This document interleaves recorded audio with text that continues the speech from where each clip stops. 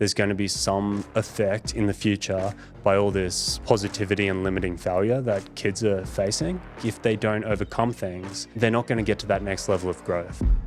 You can't just be parents. You need to remember that you're a partner too, not just a dad and a mum. The number one thing that I tell boys in the group is everyone sees in movies that as soon as your child's born, you've got feelings of like just attachment and you feel all this emotion for your child. Some people, you need to grow those attachments and grow that bond with your child. That's probably the biggest experience I get out of that. Welcome to the Better Bloke podcast. I'm Matty. I'm Rob. And we're just a pair of average blokes on a mission to try and be a little bit less average. We're going to speak about all things highs and lows of what it feels like to be a bloke, plus speak to some legends along the way about what it takes to be a better bloke. Let's get stuck in. We're not like most potties when it comes to advertising, but with the events on the horizon, we are working with the partners who share a vision and support the Better Blokes to make this happen.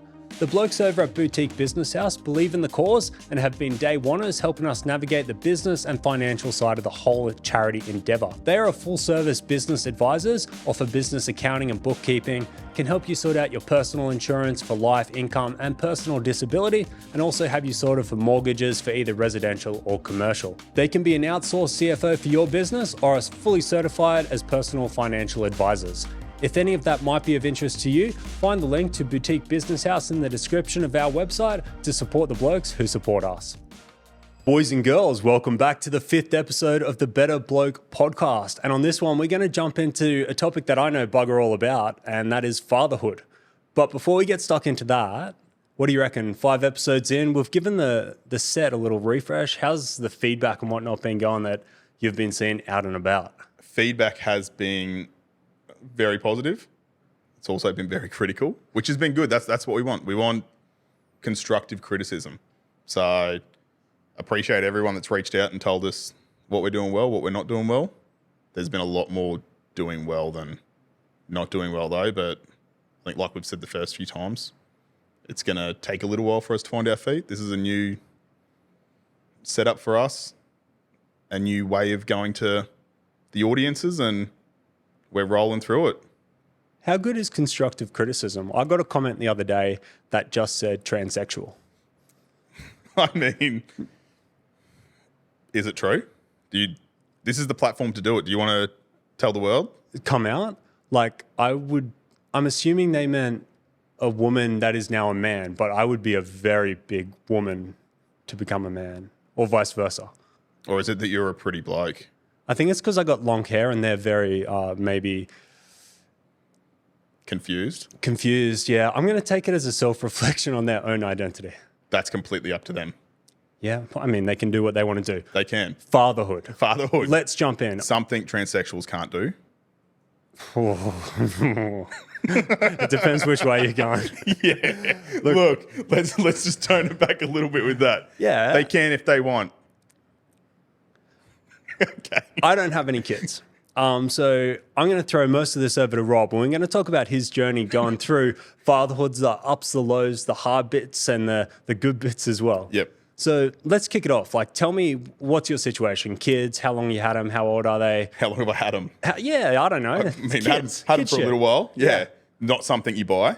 How do you get them? How do you get them?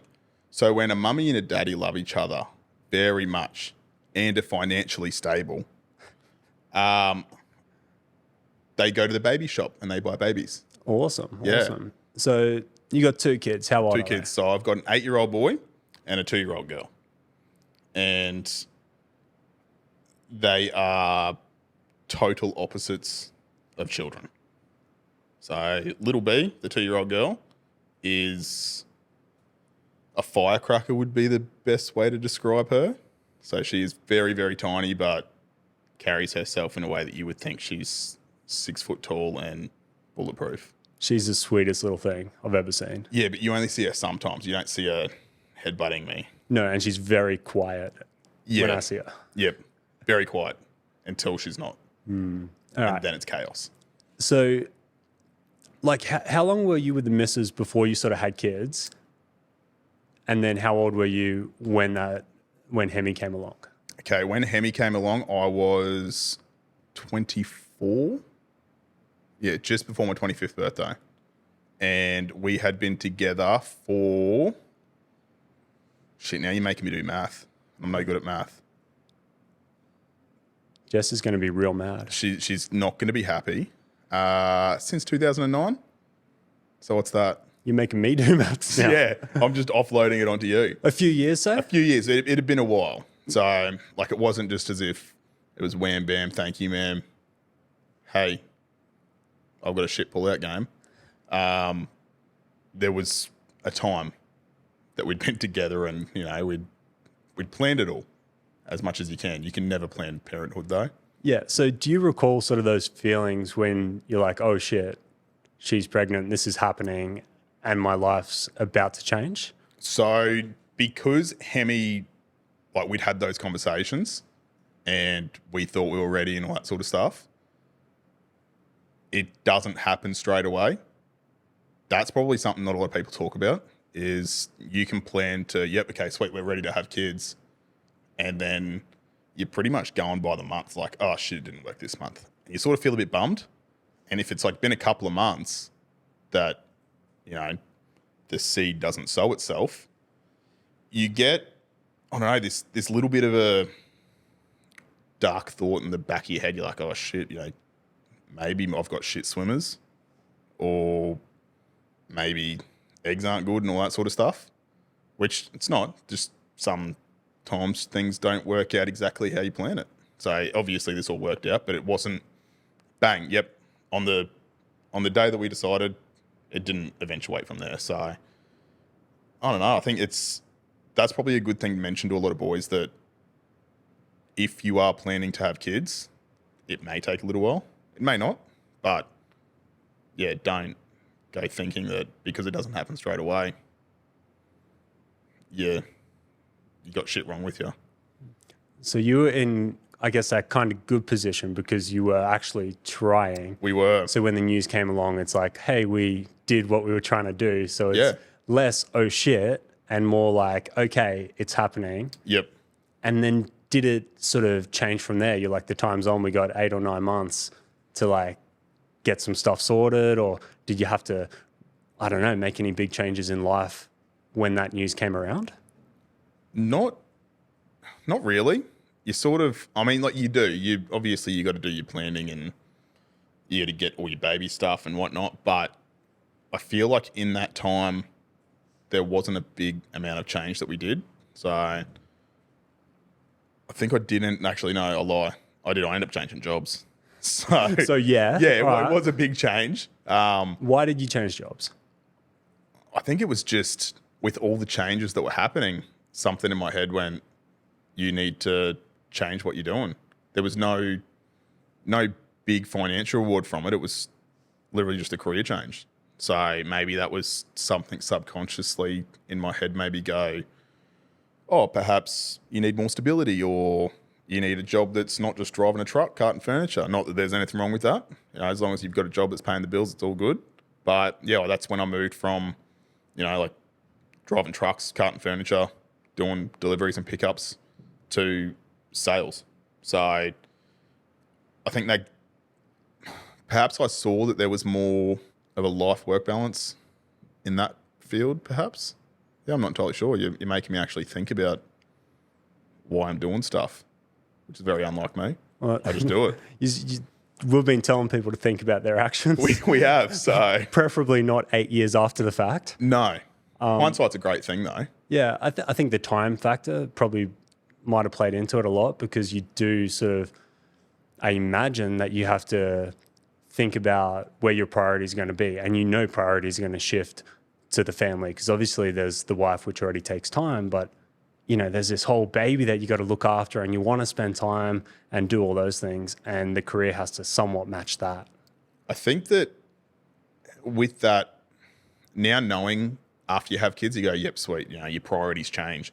Leading up to it, you have it in the back of your head, but you don't actually realise that there is going to be changes. So you can plan for it as much as you want, but when it actually happens, it's like a switch flicks, and you go, okay, I need to do this now, which that may just be me because I'm fairly unorganised. But yeah, I think as soon as Hemi came along, it was just like, bang, okay, Like priorities change. I need to do this now. I need to do this. I need to do this. And it just all rolls on from there. Yeah. I don't think you're alone in that, because we see posts quite a lot where guys have like a 1 week old or like under a month and they're just like, holy fuck. Yeah. Boys, save me. Give me some advice. Like, is this normal? I feel like I'm not doing anything right.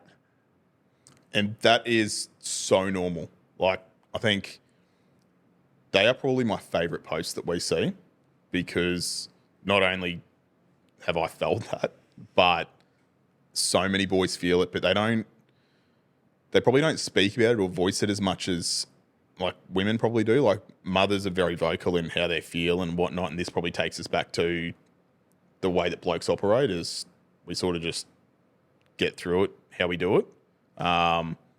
So whenever those posts do arise, it's really good to see a whole bunch of boys come together and go, hey, shit, I felt this way. This is what I did. It got me through that. And everyone sort of just leans on each other. So you kind of were playing it pretty cool and collect, like, oh yeah, there's some change and you deal with it. But you did go through some sort of moments where you're like, oh my God. Like, definitely. Everyone goes through those moments where you go, what the fuck do I do? Can you recall any of them with Hemi?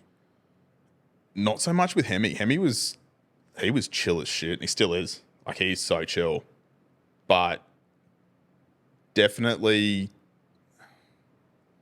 maybe a couple of months after, but it wasn't really so much with relating to Hemi. It was probably more relating to Jess. Is that obviously when pregnancy happens and childbirth happens and whatnot, like hormones just run wild through women. And a lot of the boys don't know how to deal with that. I mean, I sure as shit didn't. Most of the boys don't have a good idea of how to deal with women that don't have pregnancy hormones going on. Yeah, look. It's not easy. It's not. There's no book. I think a lot of women don't know how to deal with hormones that are going on, but I don't know how we're supposed to deal with it then. So what's your top bits of advice for, I guess, being a good partner in that situation? Child aside, which is probably the number one thing that I tell boys in the group, is you need to remember that you're a partner too, not just a dad and a mum. Like you can't just be parents. Once you just become parents, you forget pretty quickly that you just have to maintain that spark essentially. So like plan date nights, do all that sort of stuff and just keep the spark alive, because that's probably the priority to keeping a family together, not so much just being there as mum and dad. So that's probably my top tip for the boys that are listening that haven't read me comment that about 3 million times already over the last couple of years. I've seen that comment a few times. If we fast forward a few years to sort of when B came around. Yes. Right? Because that was probably a more character testing time for you. That one was chaotic. Very, very different way to come into the world for B, and probably very much why she has the personality that she has. So B came into the world at just before 28 weeks. So for those that aren't fully around pregnancies and whatnot, Please define it. a standard pregnancy is 40 weeks. So 28 weeks is fairly early. That then all started the week beforehand when, Jess went into hospital and some shit wasn't going right, which resulted in going back to Lifeblood. And while I'm a big supporter of Lifeblood, Jess needed transfusions, and obviously that helped keep her alive and keep B alive. So shout out to all our Lifeblood donors. Appreciate them. But yeah, she came into the world with so many doctors around us, emergency C-sections, all that, which is the same as Hemi, but it was a very different scenario being with how early she was. So that you sort of, and I think this is probably something else that I talk to a lot of the boys in the group about, is because of how she came into the world, I didn't have that emotional connection with her straight away. Like my entire worries were about Jess, because I was like, shit, nothing's going right here. How are we going to get through this? Blah, blah, blah. She came in so early. So I don't know if it was part of me just going, Jess is my priority, because I don't know what's going to happen with B. But that bond that B and I got, that formed over time. It wasn't like an instant thing that, say, me and Hemi got when he was first born. So that's probably something to tell the boys listening, and even for the mums, like, everyone sees in movies that as soon as your child's born, you've got this automatic feelings of like just attachment, and you feel all this emotion for your child, which that's not the case. Like, not for everyone. Some people, you need to grow those attachments and grow that bond with your child. So that's probably the biggest experience I got out of that. But yeah, the way that she came into the world was chaos. So that was 70 days in NICU, special care unit. Yeah, so we're not talking about a 30-hour labour. Like, this was extended periods of you having to sit through. Like, how much time was it? I think so. Overall, it was 71 or 72 days. We were like back and forth from the hospital. So, which we've given them a shout out a few times, but shout out Queensland Health. The nurses and midwives and doctors there were unreal. Was she sort of having to stay in some intensive care type unit for a period? Yeah. So NICU is like the neonatal, I guess, like intensive care unit. So she spent, Jess will probably kill me for this one, not knowing the exact dates, but we were in NICU for a considerable amount of time, and then came out for the last few weeks into special care unit, which is then not in like the little incubators and all that sort of stuff. But both of those units were unreal. So, and we've seen a few boys posting up about, you know, their time in NICU and special care, and some boys, just by seeing other blokes in shirts, they've gotten around each other and caught up. And I think that's a big thing. Not a lot of boys will talk to each other about that sort of stuff. But I mean, it's hard for blokes to go through too, not just seeing your child in that situation, but there's nothing that you can really do during that period that you can help your missus with. And it's a pretty hard thing to go through, because you're like, oh shit, all I want to do is help, and you can't. So I think it's good to lean on other boys in that situation, that you can sort of share, like, oh, hey, I did this, and they can go, oh, okay, I haven't done that, or I've done that, but I did it this way. This might work better for you. So I think that's a pretty important thing to reach out if you're going through any of that shit. Yeah, I just cannot imagine trying to go through that with a kid. Like, I don't have a kid. I don't know. I know if I got heavy stuff going on, and I'm talking about, like, the podcast is going up tomorrow morning as the thumbnails, right? It's not even comparable, but but even then, I'm doing that now too. Yeah. So it's, once you go through it, it's like, it just goes to the back of your mind, and it becomes a story that I'm thankful that we're having to fuck around with podcasts, thumbnails and whatnot, because it gives us a platform to be able to speak to everyone about that. So that guys aren't really feeling that they can't talk about it.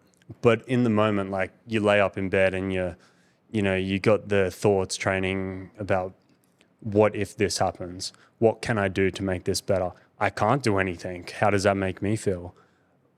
Obviously, like, if you're going through 70 days of this intensive care, like, that's a pretty prolonged time to be dealing with all those feelings. Like, what were you sort of doing to manage that and, like, I don't know, keep yourself father sort of position? I imagine you were, like, pretty adamant on being strong for Jess and Hemi. Definitely. I think that was probably... See, it was more so Jess did a lot of that, like a lot of the going up to the hospital daily and all that sort of stuff, where we're lucky that we've got the support network around us that we do, because that made it so much easier for, you know, getting Hemi picked up from school, or, you know, dropping him off if Jess wanted to go up to the hospital early and all that sort of stuff. So, because obviously I was still working at that point, so you got to put food on the table, you got to do what you can do, and I'd just stop in after work and read BO books and whatnot. But you need to keep your composure there, but not just push it so far down that it just affects you in a way that you don't know how to deal with it. So, and that sort of goes back to what I was saying before. If you see anyone that you know is in that situation, like, you may not know them personally, but if they're in that same situation as you, like, reach out and talk to them. Like, have the balls to go up to someone and go, hey, you know, g'day mate, I see you're in this, you know, that's my daughter, son over there going through it too. Do you want to go downstairs and have a coffee or something like that? Because you don't know if that person's been wanting to do that. They may not have the courage to do it. So, I don't know, just reach out to people in the situation that you're going through, and you might be able to sort of draw some strength off each other from that. Yeah, it's just, I'm sure there's a lot of guys listening that can relate. Like we see posts quite a lot about, you know, sick kids, disabled kids, or just hardships of fathers dealing with kids. And it definitely seems like the shared experiences back and forth gives, you know, them a bit of a support network to talk about. Yeah, and I think it's the because you've got so much emphasis on like being the dad, you need to find guys that feel like that too. So, and that's why you see like whenever those posts go up, they're usually some of our most engaging posts that we have, because everyone just gets around it, and you can't help but feel proud for having kids. Obviously, it's not for everyone. Like you don't have any kids, but you know, Yeah, no kids. no kids. So, like, I don't know. I just sort of the only way I can sort of relate to that would be that, I don't know, if your dog does a cool trick or something, you're proud of your dog. Yeah, because I trained it. Yeah, well, that's like Same kids. thing. Yeah, 100%. So what you're saying, I'm pretty much one of those guys that does have the fur babies. Fur babies. But like I've gone through stages throughout my life where I'm like, when I was younger, I really, really wanted kids down the track. And then I got to down the track and it's like, do I actually want them? Like all this sort of stuff. And it's like, I still couldn't tell you that I don't want kids or I do want kids. Yeah. And maybe I'm indifferent about either way because I can see my life panning out both directions kind of just fine. So I don't know. And I think there's a lot of guys in my position as well. I think there would be more guys than you would think that are in your position, to be honest. There's guys that, for different reasons, they don't want kids, or they have chosen not to have kids yet. Like exactly like you said, like it's just that you don't know yet. That's the thing. There's 1,000 reasons to have kids, and there's 1,000 reasons not to have kids. It is one of those sort of societal norms that, you know, you get married, you have 2 kids. So people sort of like see that as the next progression. And if you don't do that next progression, like you almost have to justify it, which like, you know, I'm 30, no kids. I've done the other things, a house and all that. So it's definitely something I've been asked about a lot. Like, you're having kids. It's like, I don't know. Do you feel the pressure on you because of that? Like, because you're getting asked all the time, because you've done everything else.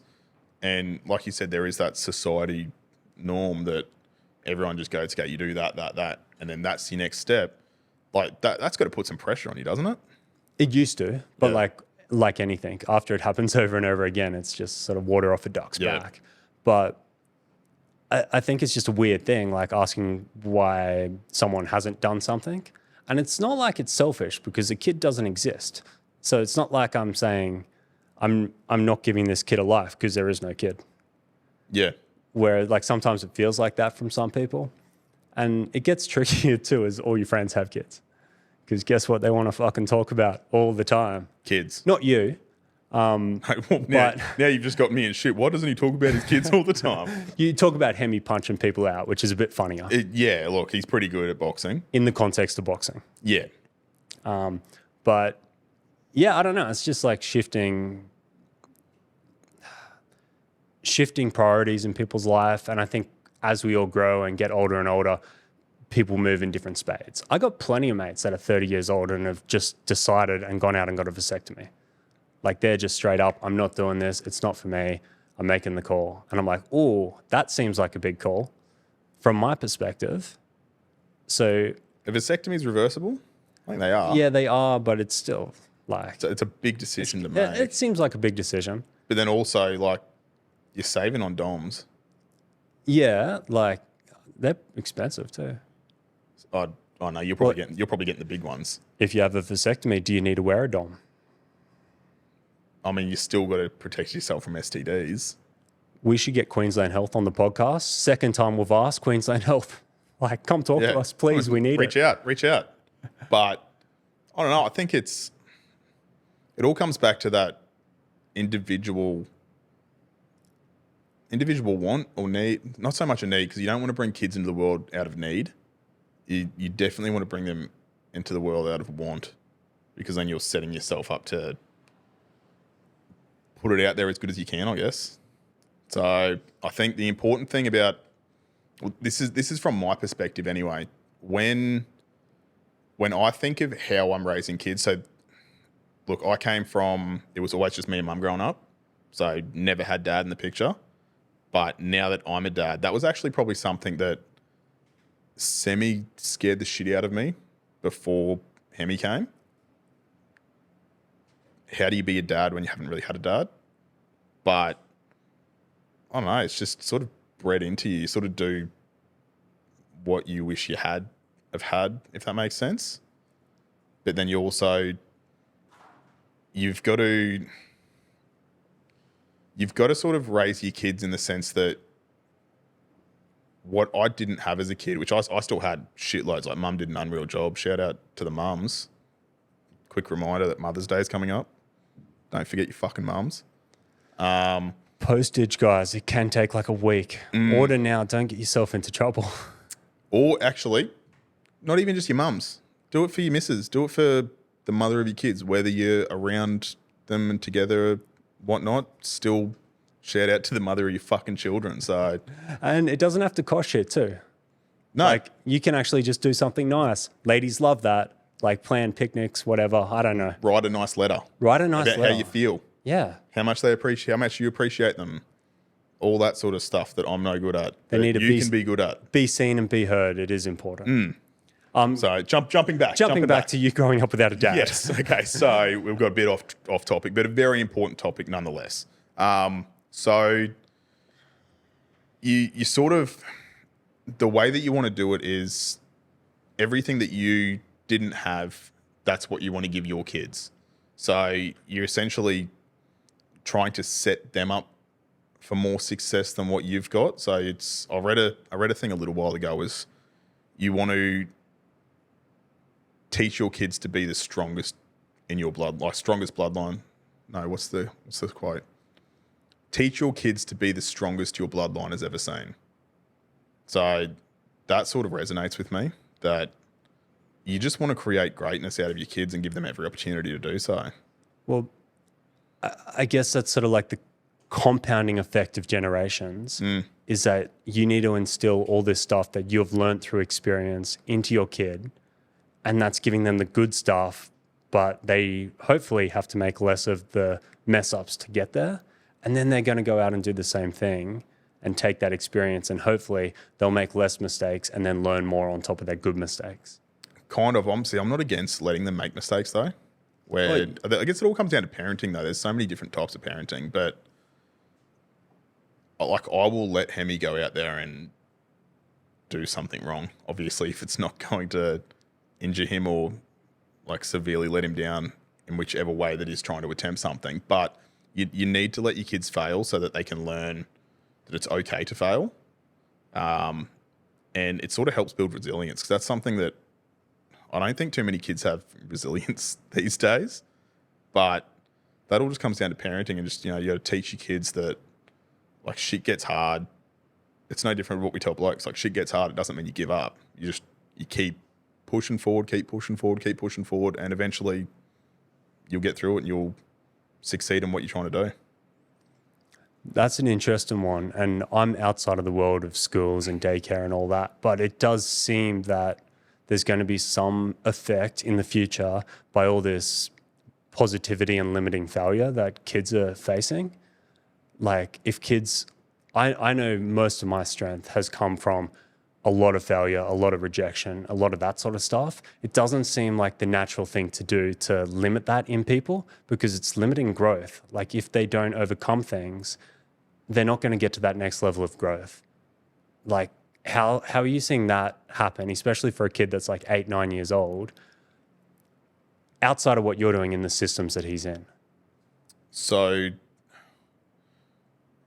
for Hemi, he is fiercely competitive, and he probably gets that from me. I see everything in my life as competition. And I'm trying to harness that in him. That's a trait that you want all, not just boys, but all kids to have. You want all your kids to be competitive because that's a driving force to bringing the best out of them, essentially. I guess it goes back to that whole participation award type thing where everyone gets an award. I'm not a big fan of it, but at the same time, you sort of do need to encourage kids to actually give stuff a go. And if a participation award does that, good on them, but